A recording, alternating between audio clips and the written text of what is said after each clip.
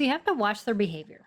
And so in every kid, behavior is communication. That is one of the things we say in our community all the time.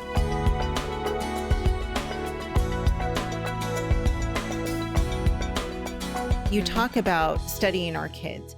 Can you give some, and I know this might seem like a silly question because obviously we know our kids, but can you dive a little bit deeper into how really to study our kids, especially when we have kids who are specialized learners? Because oftentimes I know those kids are like hugely introverted.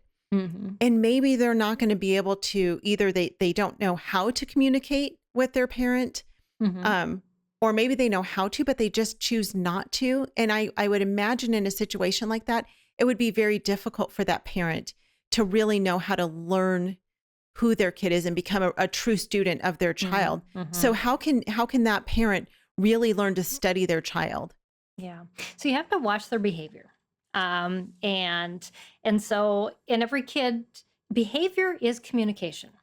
That is one of the things we say in our community all the time.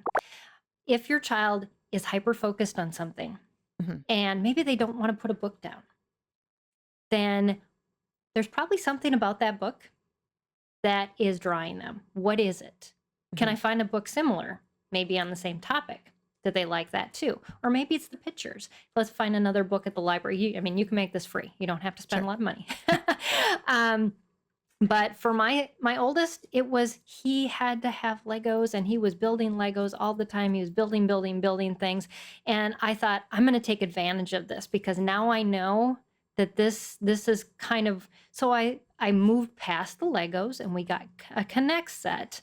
And actually the Connect set built, I think, 12 different historical bridges. And so we studied mechanical engineering.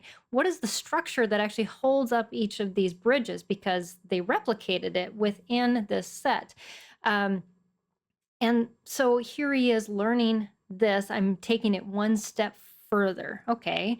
And then moving on to, well, eventually he moved into 3D printing, and so where can we push the envelope of what building is and where that goes? Sometimes it just was a dead end. My one son, I thought, oh, he loves programming. Let's do IT because that's what my husband does. And he was bored out of his mind. And I went, okay, well, we're setting that aside. What else do you want to learn? I mean, this is when he was in high school. And he said, I just want to learn to build my own computer. So, we made actually an entire high school course out of building his own computer and sourcing parts and doing all these things. But that was, driven again on who he was and what he wanted to learn about. And so a lot of times it is trial and error. It's saying, okay, well, we learned from this, that didn't work, or, ooh, we've got something here. And let your kids go on rabbit trails. It is so hard if you're very much a check the box type of planner, but build in that time to allow them to do that, because more than often, those rabbit trails are going to lead to where their career is going to go. And what God has really given them a gift in and a passion to pursue. Right. And if we're always moving them back to the curriculum and what we want them to learn, we're going to miss those opportunities a lot of the time. Homeschool Insights is sponsored by CTC Math. If you're looking for a great online math program, visit ctcmath.com and try it for free.